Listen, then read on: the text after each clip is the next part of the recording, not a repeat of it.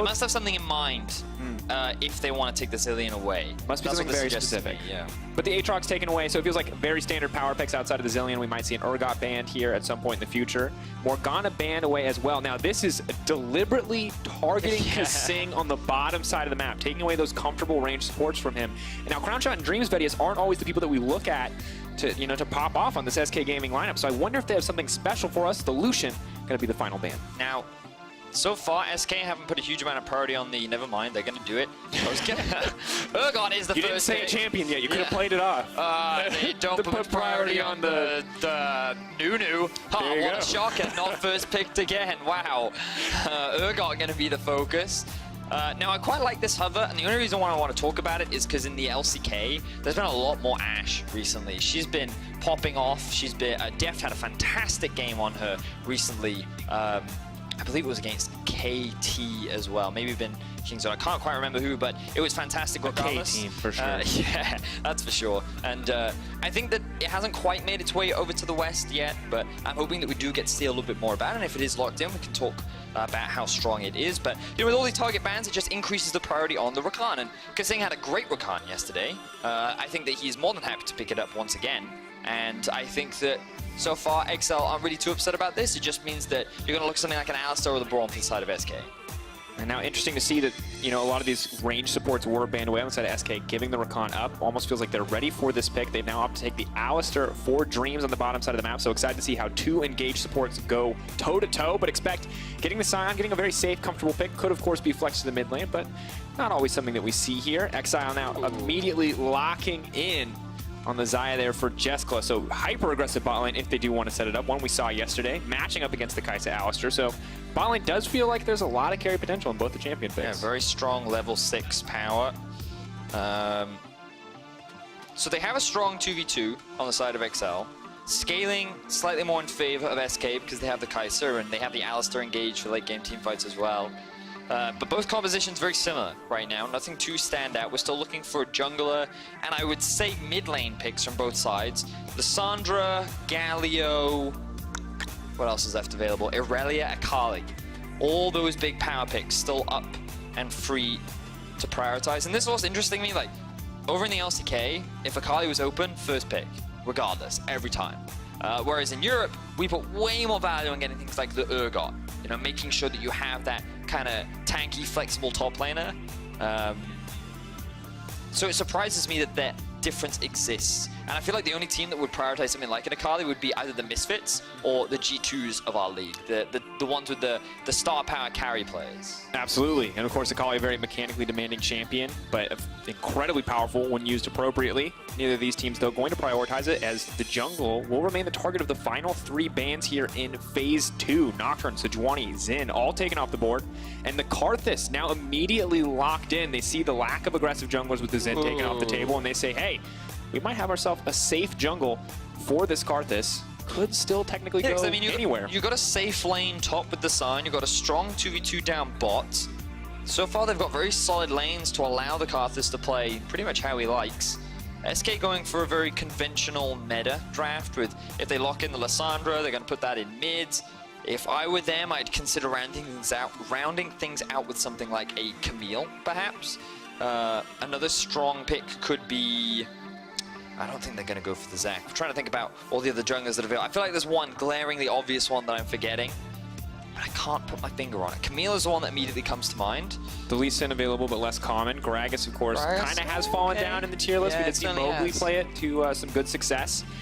But I wasn't expecting the Gragas, I'll be honest. And we got a lot of bruisery kind of CC-style champions here, Vedius, on the side of SK Gaming. Really, the one big damage source is the Kai'Sa.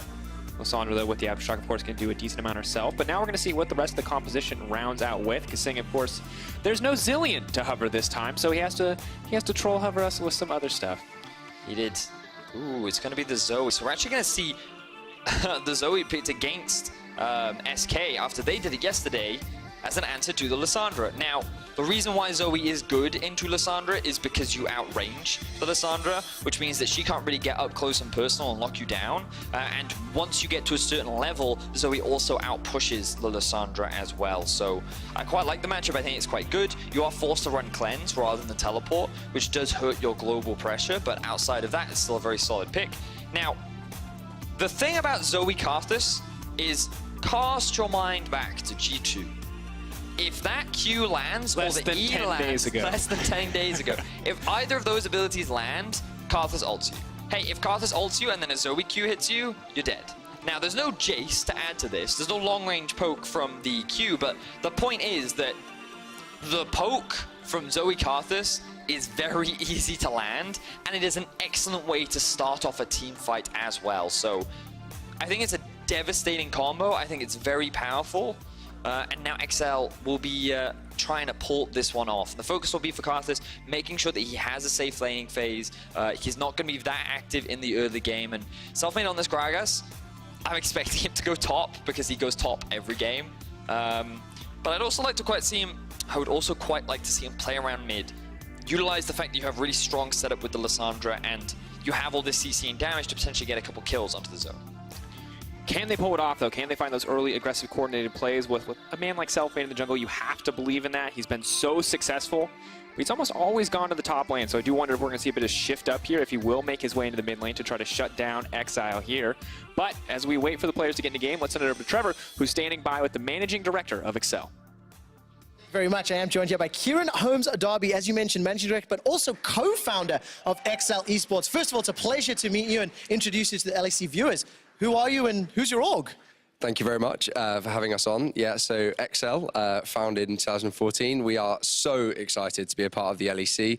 The organisation was founded over a conversation in a British pub between me and my brother. As many things are. As many good ideas crop up. Yeah, but really, really excited to be here. So. Okay, so tell me a little bit more then about, you know, the team itself. Obviously, when you joined the LEC, pretty open about being the underdogs, pretty open about realistic expectations.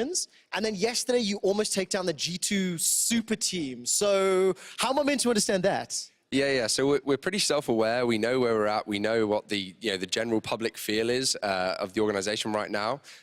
But we want to show, we deserve to be here. And I think yesterday did that for us. And just so proud of the boys, how they came out swinging. And unfortunately, yesterday didn't go our way, but it shows the progress we're making week on week. And next time we'll get them. Next time we'll get them. One of the things we talked a fair amount about, off camera, was the 10-man roster. And you're also the only European team that's talking about the, academy or the secondary teams and trying to swap players in and out. Explain to me what the vision is and what the goal is for XL Esports. Yeah, so we think this idea of a 10-man roster in the future will be the norm for esports. I understand it's a little bit unusual at this point, but we think that although we do have 5 players who are more LEC ready at this point, we have a great, what you would call an academy lineup who are developing on the daily. And this is a really long-term project for us. We're not seeing this as 1-2 years. We're seeing this as 5-10 years. And there are some boys, that will definitely be stepping up in weeks to come. Hopefully, hopefully we see some of them in the spring split. But if not, I definitely think in the summer split. So. All right. Well, XL are almost ready to play the game. So just as we take us in, talk to me about some of the vision about traveling back and forth. We know you've got some roots in the UK and some training facilities in the Twickenham Rugby Stadium. So what does that mean for XL? Yeah, so really it's about the infrastructure we have there. It's better than the infrastructure that we have here in Berlin. So it's more a performance-related decision than anything else. We're making sure that the players have things to do on the travels, on the plane, making sure they have, whether it be sleep lectures to watch or whatever it is. We're making sure they're maximizing their time. There's no downtime. There's no lapse in our schedule when it comes to performance. So we think it's a positive, and yeah, we'll see how it plays out. But all right, I have one final question for you. Which team do you want to smash the most in LEC and why?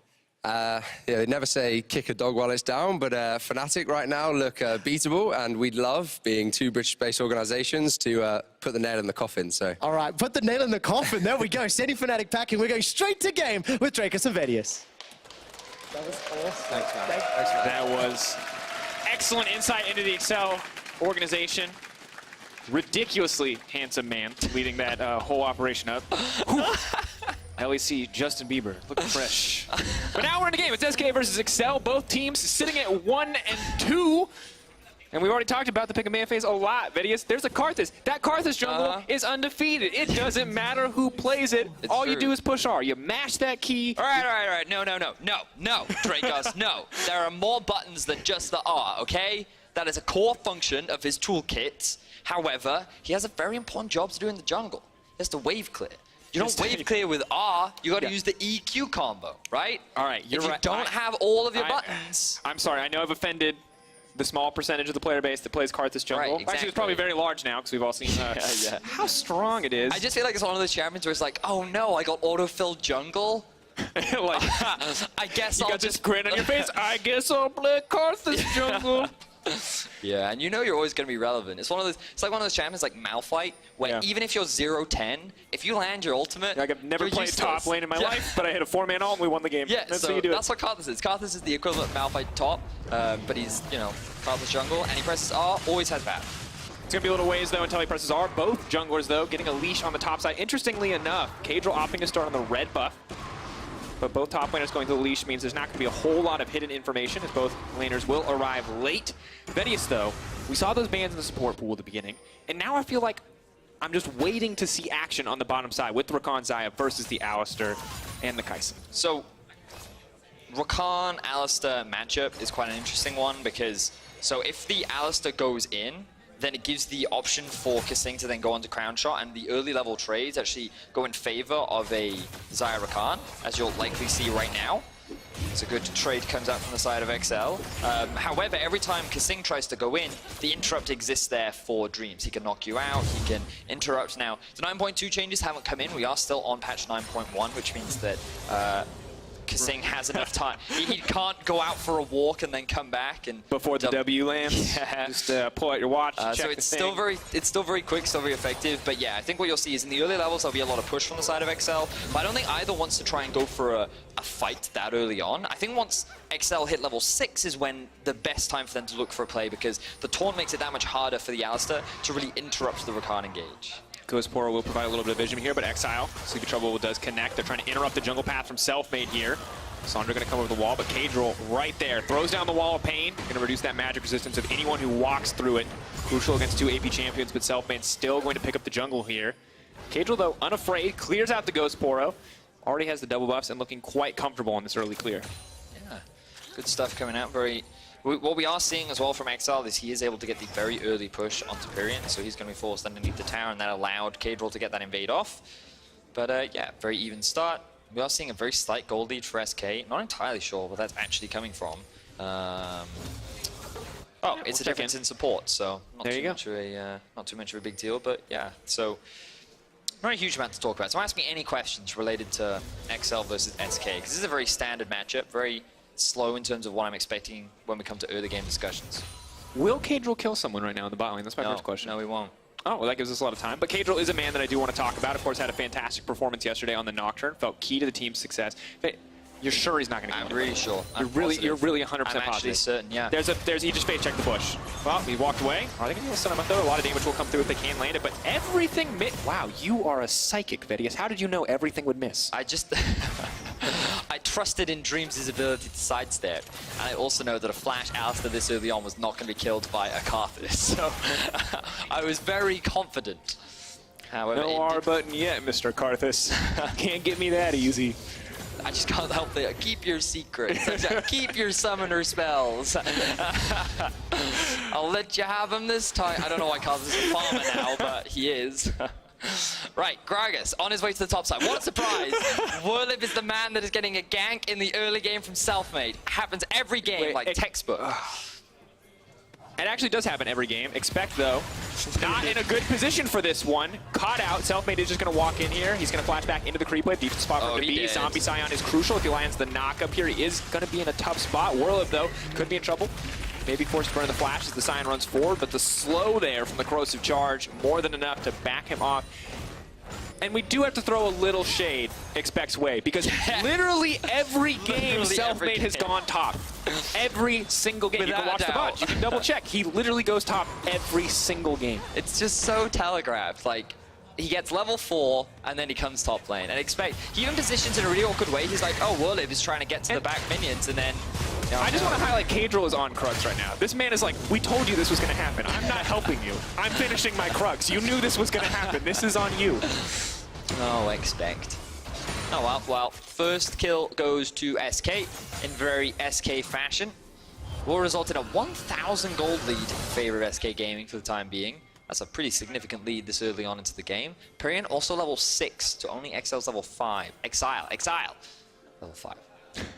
Exile, Excel, expect. Exile, Excel, expect. Gotta get him right. The tongue twister of the day. Now, but you're right, though. Eyes on Lysandra, of course, the cleanse still available for Exile does mean he should be pretty comfortable in this lane phase, but does have to respect the potential for the Predator Gragas to run in to disrupt some of the action. Not sure what happened to Exile, though. He's suddenly 10 CS down. The lane was actually going pretty well for him. Now all of a sudden he's at a disadvantage. Anyway, Selfmade made his way towards bot. Perion on his way as well. Kasing gonna try to find the knockup, backs off. But this does mean that a lot of tower plating is going to drop. If they're able to grab 2 here, that's a huge gold influx to the bottom lane. Perion waiting in the wings, ready to turn this one. They're just gonna back off, but that is a small advantage in favor of SK here in the early game. Selfmade is even able to steal away the Gromp. Kadril not yet that level 6 mark, so he won't be able to help out his laners with the global pressure that he provides. But at the very least, it will zone Jeskla and Kasing away from some farms. So Crown Shot doing very well in the 2v2, Perion doing a great job in the 1v1, and thanks to that kill in the top lane, SK now have 3 solo laners that have a gold advantage, so good stuff for them. That's a sleepy Lysandra. Exile just going to throw down a little bit more poke. But Vedius, after yesterday's games, I feel like the man that we have to have our eyes on in just about every Excel game is Kadril. Felt like he dictated the pace so much in that Nocturne performance. Now on the Karthus, even easier to make an impact with the ultimate on this champion. He's just honestly been kind of a surprise performer here for this Excel lineup. So I heard a lot coming into the split that he's underrated. People should be expecting a lot from him, and even after his week 1, I was surprised by how much criticism he received, because while I agree he was definitely a little trigger happy, I feel like that he played very well. I loved his early game decision making, I love the pathing that he was going with, and how he set up XL to have strong lanes. And I think he's proven himself to be a very solid jungler for this team, and I think he synergizes very nicely with Exile as well. I think they work very well together because they both have an aggressive mindset. Now, the problem that they have right now is Exile has just gone back to base. The blue buff has been started. There is pressure in favor of SK towards the mid and bot lane, which means this blue buff may get taken away from the Karthus. That's going to be crucial. We've talked about how denying the second blue is an easy way to offer some counterplay here, but it is going to reset. Nice. Good stuff. Well played. Does set up for a longer fight here. But Kadril looks like they are just going to take this one, and Zoe has returned to lane, and they know this fight is not quite as easy as it once was. For now, though, things are actually looking quite good for the SK bottom lane. CS lead there. Excuse me, 76 to 62. So things are going honestly well in the individual lane matchups across the board. Warlib down, yes, a little bit in CS, but does have the kill to his name. So Selfmade has set his team up quite comfortably. No greater advantages quite yet, however. Waiting for that level 6 mark in the bot lane. Kasing's still level 5, but getting ever closer. Selfmade will be spotted out with the vision here. And Perion continuing to push his lane in the mid lane. Lost Chapter has been picked up for Exile. Normally around this point is where you start to see them actually kind of swing in terms of pressure in favor of the Zoe, but he's playing much more on the back foot. A little bit surprising, but there we are. I guess he's showing a little more respect because he has no vision control towards the bot side of the map, and I guess he's very aware that without a jungler likely to be ganking his lane, that he has to play a little bit more on the defensive side. So I guess it also makes sense. It's much harder to make pressure when your jungler is not going to gank for you. But it will result in an Ocean Drake going in favor of SK, and now they've extended their lead to actually 2k, just from their laners doing exceptionally well. And good to see this confidence in the laning phase. Ocean Drake traded for a blue buff, definitely not ideal. We'll have to see what Exile can do with that very windowed amount of power. Sandra, Gragas, Urgot, honestly everyone really happy to have that additional healing and mana regen. We'll let them trade much more aggressively. And expect going to be pretty miserable trading against this Urgot. He's already out of mana, and Urgot at this point will pretty much be infinite. We'll always have enough for a full combo in a trade with the power of that Ocean Drake. The buff's powerful pretty much everywhere, but in top lane you definitely feel it the most in those extended 1v1s. And we see Selfmade hanging around the bot side of the map. We'll drop the control ward into the Tri-Brush. I just think it's going to be a slow game, Dracos. It's kind of what I'm expecting. There's good scaling on both sides. Exile want to wait for the item spikes before Zoe really turns on. They might look for a couple of plays towards the bot side of the map, but SK want to be the proactive ones. You can see 4 members once again making their way bot side. XL read the play though. Wall pain does go down, gives a bit more vision just in case the control ward drops. Looking for that third turret plating. Exile. Exiled on the backside though. Don't know if they're going to find the pick here. Cadril, of course, with the ultimate ready. Not going to use it whatsoever. And SK are just going to back off. Now, tell me, Vedius, when you played for the original Excel lineup, was this how they played the game? Haha. So fun story. When Excel was forming as an organization, I was the person asked to actually build their first ever League of Legends. In 2014, to be clear. 2014. Back in the day. Yeah. Long time ago. I represented XL in a bunch of lands, in the UK Premiership as well. We always came 5th. It was really irritating. We could never quite break the top 4. But fun fact, I played with a support that now plays for Fnatic Academy. There you go. And I used to play against Maxlaw in the UK scene. Wow. He was bad back then. You used to be so good at League of Legends. I used to be very good at League of Legends. In my prime, this is a gloat here, Master Tier 300 LP. Do you want to know how many days I was Master Tier 300 LP? 1, I'm gonna guess 1. It was 1. I had what was called the There great... you go. That is, wow. That is, you are very supportive, audience. You are very kind. I had what was called the Great Fall, where I didn't want to go to bed until I won a game. Oh, the classic. And I lost the tilt spiral. I lost 27 games in a row. I went from Masters 300 LP to Diamond 4. Yeah, wow. I mean, we see that one in the LIC. Ooh! Sneak it in. Well, hopefully. A fun Vedius history lesson. There you go. Well, nothing quite so one-sided as the tilt spiral here in this game. Very back and forth, very much about trading objectives. SK, as you mentioned earlier, we check in, it's the 12-minute mark. Building up some individual CS advantages, 120 to 102 on the bottom side of the map. Expect doing what he can to fight back for that early kill deficit he was put in. But another minor objective going into the favor of SK, grabbing this Rift Herald could just turn into a tower. And of course, if you use it during this tower plating phase, it's so much money, Vedius. Yeah, it really is. Rains gold. SK are doing a fantastic job of just controlling the early game, but I kind of want to hark back to Origin versus... Oh, no. That sucks. But I want to hark back to G2 versus Origin, when Origin actually had the early game lead, and they were playing against the Zoe and the Karthus and the Jace, and you can see that G2 are actually struggling for the first 50 minutes of the game. They found 1 kill, and then they snowballed. And that's the terrifying thing about this composition, because if that Karthus or the Zoe even gets remotely ahead, or they get just, once they reach those item spikes, this duo is terrifying, man. It's really, really difficult to deal with. So SK doing a great job of building this early lead. It's really important against this comp. And I love the fact that we're constantly seeing them roam towards the bot side to try and take that tower down. And again, they're investing even more into it. So you can see that gap starting to build between Crownshot and Jeskla. And they're likely going to secure this tower now as well. So SK being really proactive in this early game, trying to punish when this duo is at its weakest. So much money now going to the back pocket of SK as well. 3.5k gold lead. Getting this Rift Herald down while the plating is still up is just so much money. Shelly, you know, just moonwalking. Yeah, you know you're going out. You go out in style, Vedius.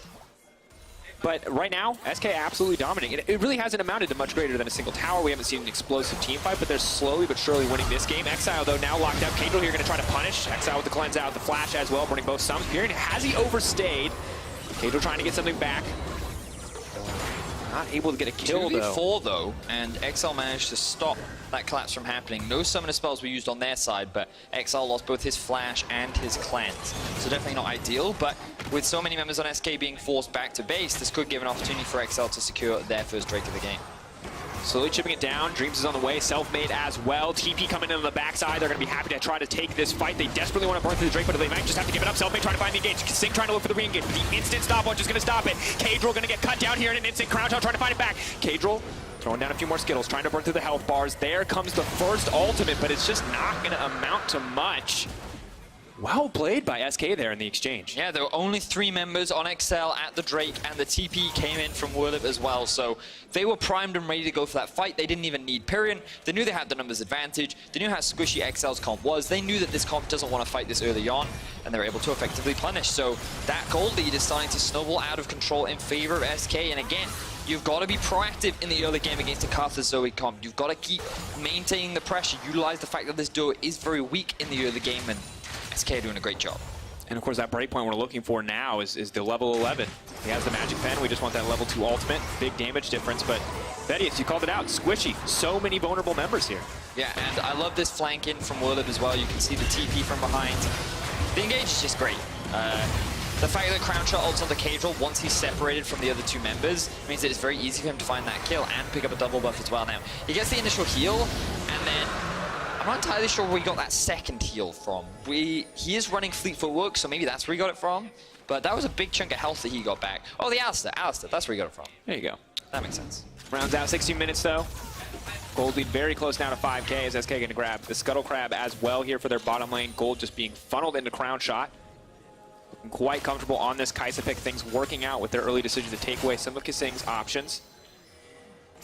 Now Vedius, we kind of wait. The level 11 point for Karthus. That next ult, Kasing.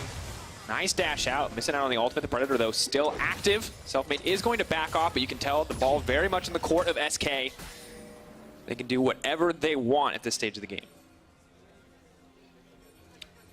Time is still ticking for XL. They're waiting. They need those items. But while they are waiting, SK is starting to build the economy empire. 5,000 gold lead is what they're sitting on right now. Crown Shot holds most of it with a 2k gold lead over his enemy AD carry. Neither completed the Rage Blade as well. They've set up full vision throughout the topside river because their whole goal is to take this tower down. And XL, they can't contest it. They can't even pressure anywhere else on the map. SK are playing a very clean game so far. Very patient game as well. Important thing to note, Karthus level 11 now. The Requiem will be available shortly. That is a crucial break point. 150 base damage increase between level 6 and level 11. When you multiply that by 5, it's a very big difference in terms of team fight impact. But they haven't found an opportunity yet to really utilize their composition. Exile being forced under his tower means he doesn't really get the luxury of throwing poke back. And slowly but surely, SK are just pulling away with this game. Now, if you guys look in the pip on the bottom right, you'll see Kasing. He is one of the main shot callers for this team. That's expect. It was Kasing.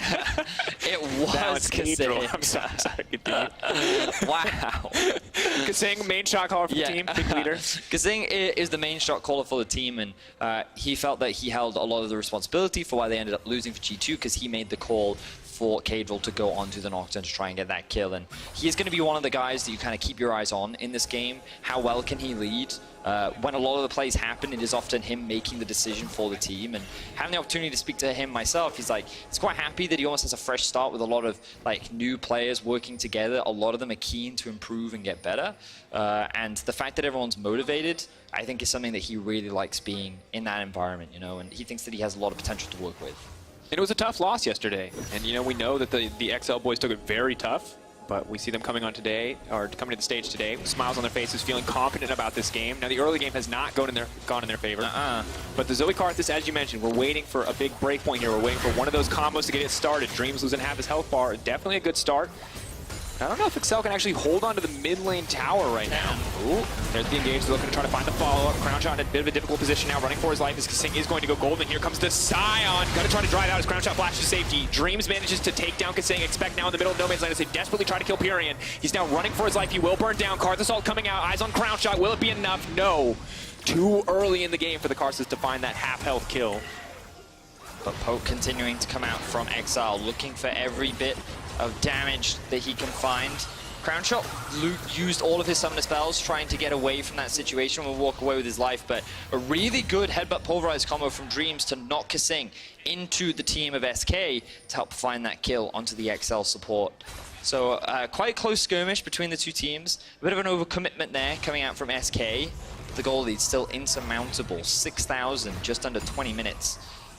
And we'll see here, you know, you asked, I don't know if SK can secure this tower. Well, with a very quick flash engage ult from Kasing, you think they're going to get that one shot onto Crown Shot, but he does get the ultimate out in time. He also gets the flash out, and unfortunately for Kasing, the combined damage of Whirlib and Dreams was enough to find that kill. And meanwhile, Pyrian was looking for a flank. He wanted to set up the play behind the tower to help secure the objective and then help his team maybe get another kill, but the fight had already started. He was out of position, and the rest of XL ended up punishing him for it, so ends up being a 1-for-1 overall. Yeah, and at the end of the day, still, SK can just continue to come out on top, 1-for-1 with the tower, definitely in the favor of SK right now. The longer the game goes, though, the more that XL might be able to get back here.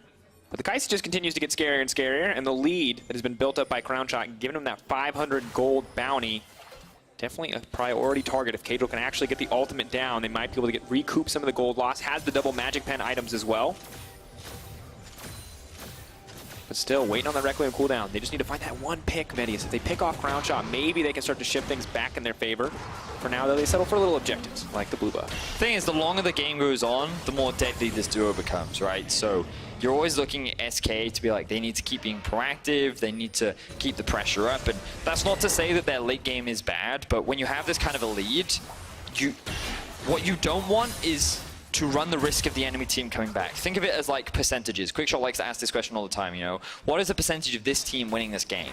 And for XL, the longer the game goes on, the percentage just goes up and up and up and up. And right now, SK have like a 60-70% chance of winning this game with this kind of a lead, with this composition that they have. They can look to be very aggressive. But if they don't do that, then that percentage starts to get bigger and bigger for XL. And even if they look ahead, even if they look strong, you just don't want that to happen, right? You never want to give XL an opportunity to really come back in the game. So onus is on SK to be the proactive team and to keep the pressure on XL and maintain or even extend this gold lead. And XL, of course, fishing for those opportunities, looking for an opportunity to shift things in their favor. As you mentioned, SK keeping the pressure on. They've got Urgot pushing out the side lanes, trying to manage those as best they can. Crownshot now running, Selfie happy to body block, but that's a lot of damage. MR for the Gragas just non-existent, has so much armor outside of the Merc Treads, and he's just taking so much from the Zoe already. Now SK are setting up around the Baron, clearing out some of the wards, but they need to go clear out the top wave and mid wave. I've been really impressed with how SK have constantly maintained vision control throughout the river. You'll note that they have 3 Drakes right now. The next one will be a Cloud Drake, so not the optimal, but still builds towards that Elder Dragon win condition. And I just feel like SK have done a fantastic job. They really demonstrated what you can do against the Karthus comp, which I like a lot. So SK, a new team, 3 members of the former Mad Lions, also introduced with Pyrion coming over from SKT, and Dreams from Mysterious Monkeys and Vitality Academy last year. Something we discussed a lot was we wanted to see less self-made Worldlib like old Mad Lions. We wanted to see SK. We want to see a new way of playing. And well, now you're going to see an engage from Dreams. Doesn't look like the fight is going to get extended, though. Actually, Selfmade is going to try to find this one. Kasing looking for the counter engage immediately. Crownshot's going to try to leap in. XR trying to find something back.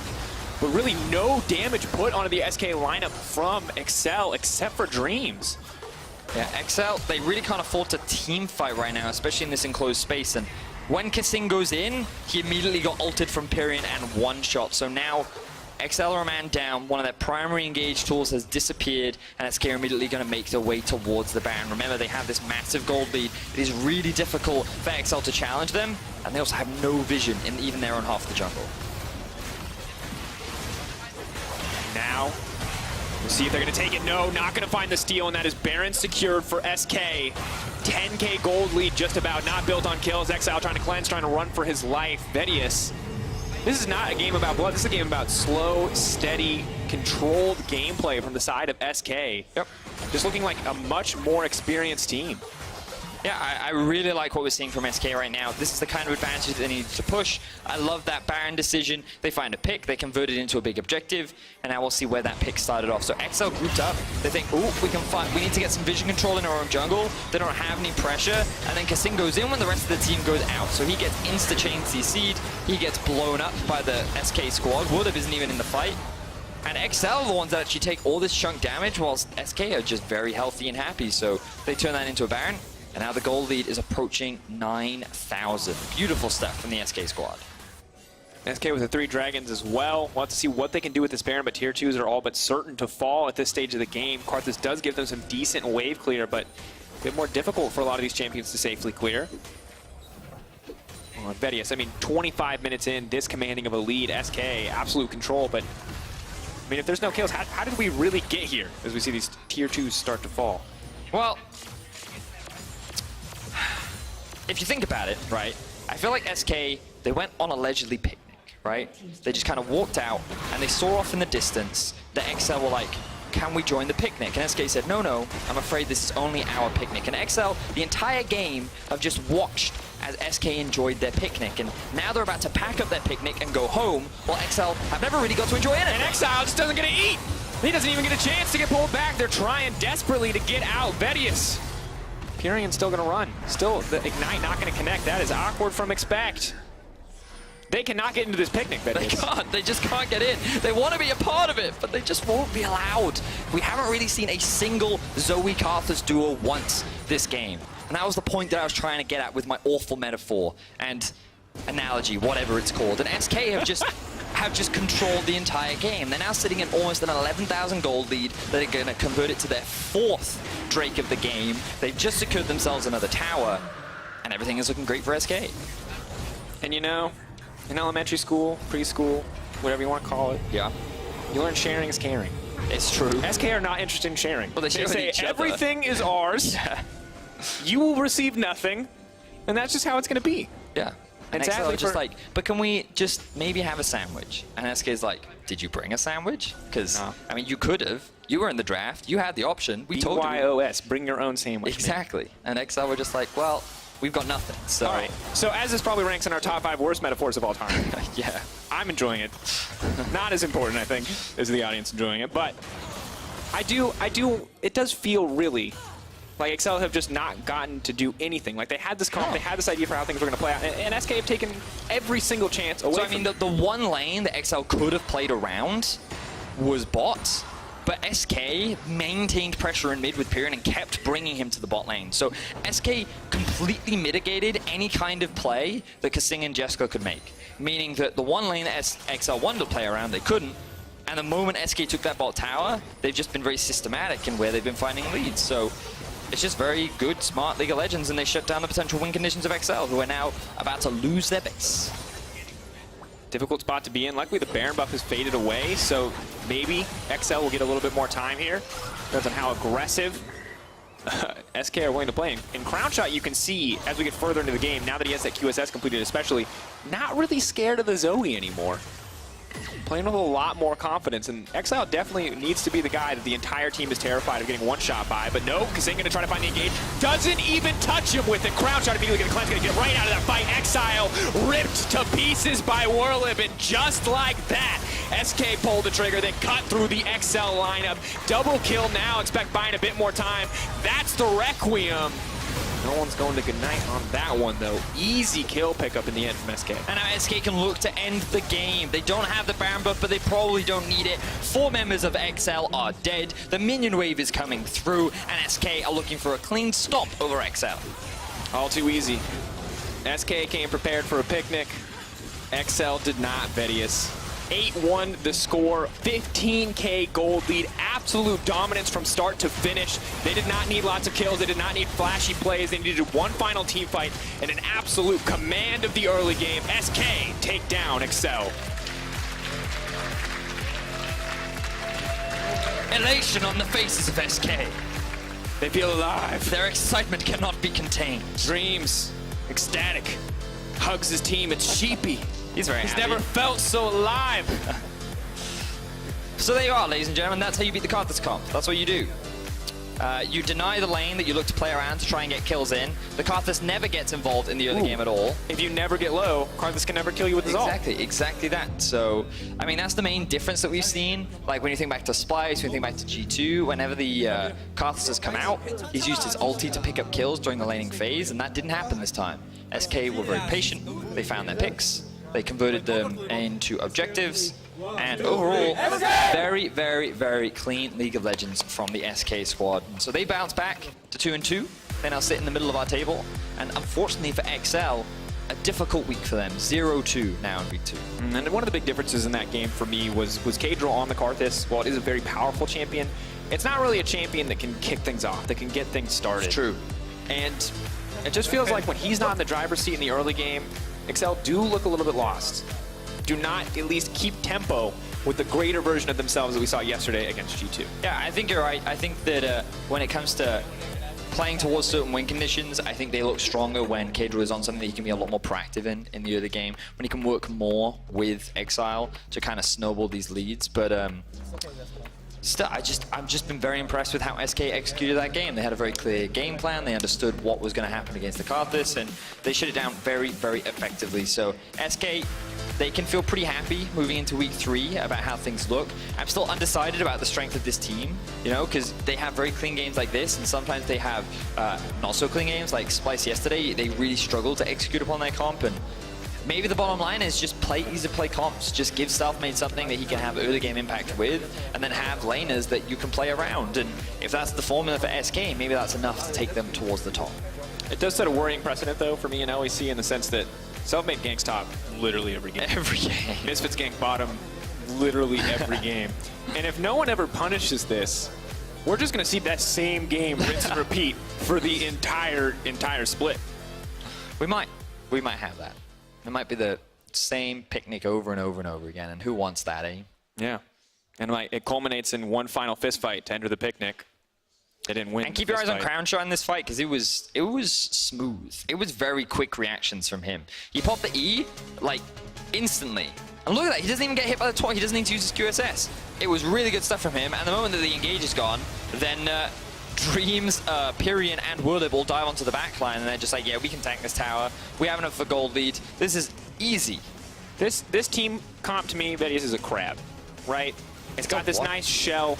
Okay. You know, when the Karthus and the Zoe are there to stop you from pushing in, that's the shell, folks. Makes the sense. second you break into the shell, it's just like meaty, delicious goodness. And once one of those members dies, it's just like you're having a good time. You're eating crab. That's a really good analogy. Your picnic. Really good analogy. I think you set that up really nicely. You really recovered from our awful picnic analogy from earlier. So thank you for that, Dracos. That was really helpful.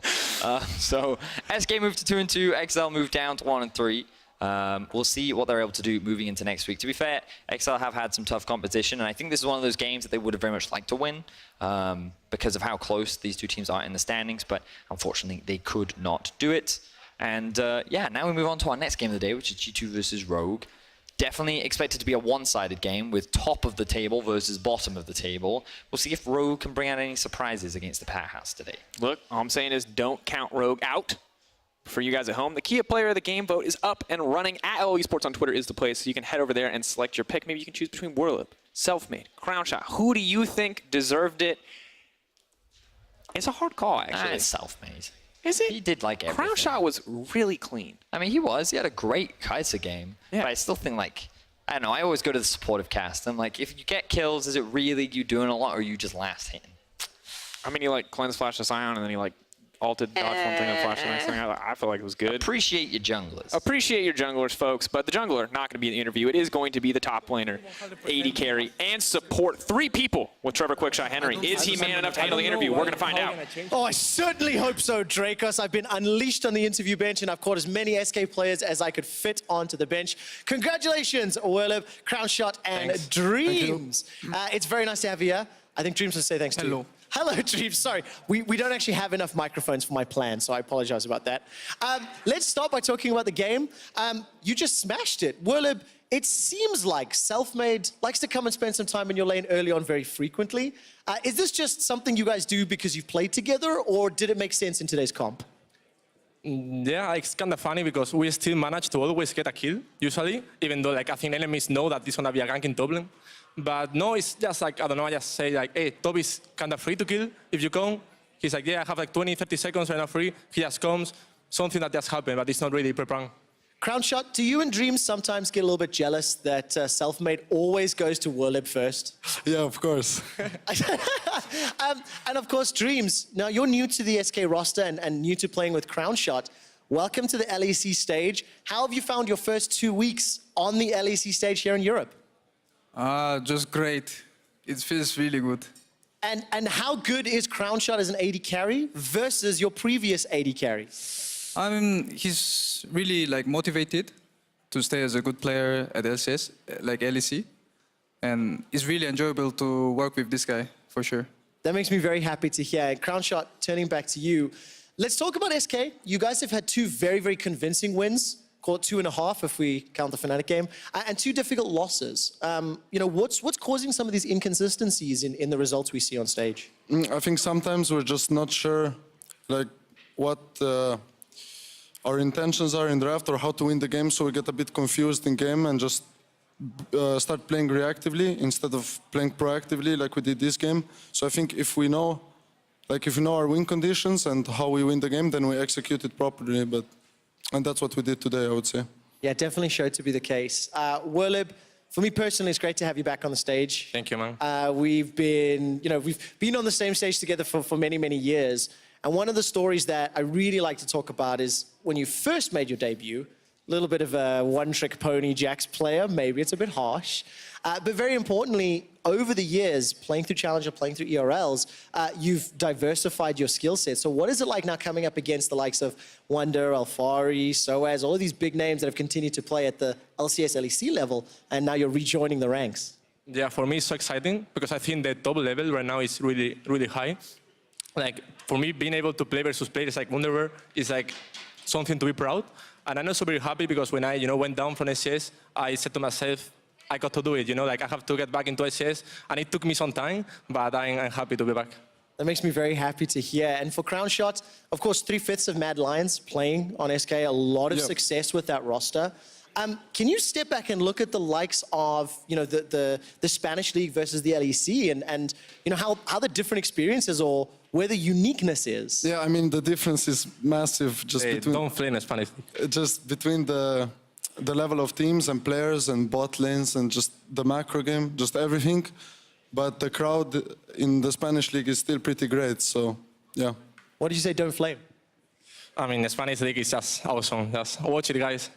I like that. I agree with that entirely. Dreams, I want to turn my attention over. How has it been adapting when you play with a team that has 3 members that used to play together? And, coming in and joining this roster, it's this unique dynamic. So how's it been for you personally? First time I felt really lonely, but since I get friendly with all the teammates, we found the synergy and happiness together. I mean, after that, it just felt like same. Just all teammates are really friendly and nice. Dreams, how far is SK Gaming going to go in the spring split? I want to make it to the finals, for sure. And I want to show how good we are. And I'm going to stick with you, Dreams. When you look at the rest of the supports, with Mithy returning, with Gorilla coming back into the league, which support players are you the most excited to play against, to learn from, and maybe to beat? I think it's Gorilla, because it's kind of funny to play against LCK players. And since he beat us really hard, so I want a revenge. If I turn to Crown Shots, going up against Gorilla, he seems to be hand-holding and really helping Hansama a lot. Feels to me like Gorilla's initiations let Hansama run away with the game. What was it like playing against that duo? And how are you enjoying playing against these superstar AD carries as well? I mean, they're a very strong duo for sure.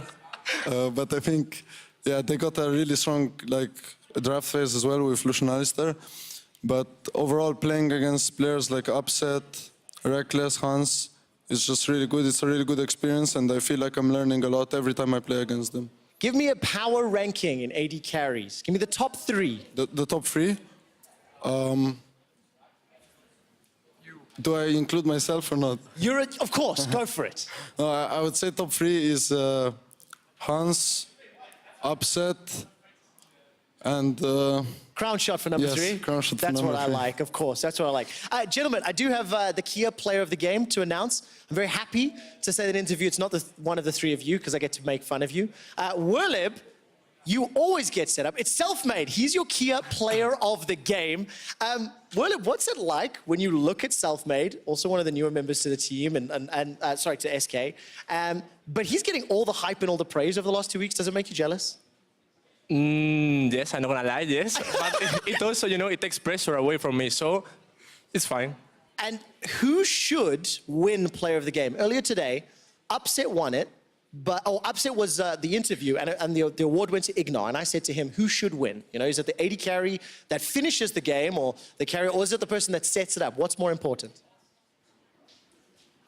So the question is, I understand you. Sorry. Who should win player of the game? The person that sets the kill up, or the person that gets the kill? Always the one who gets the kill, always. Of course, that's the carries, that's the carries. All right, gentlemen, we're just about to go to an ad break. When we come back, it is G2 versus Rogue. I just want to ask down the line, what does Rogue have to do to beat G2 Esports? Walid? I guess nothing, like, they can't. Is it that simple? Crown Shot, if you had to pick, what would be the trick? I think it will be really hard. Yeah, I think they just have to maybe cheese or pick like really strong early lanes, but I think it will be extremely hard. Very last one, Dreams. Yesterday, XL Esports almost beat G2 in 45 minutes. What does Rogue have to do to actually pick up the win? I just want to say like good luck to them, and I hope they perform really well. Well, that answer definitely did not go the way that I was hoping it would go. Nevertheless, thank you very much. SK Gaming, congratulations, 2-2 overall. We're going to hit an ad break, and when we come back, G2 take on Rogue. Thank you.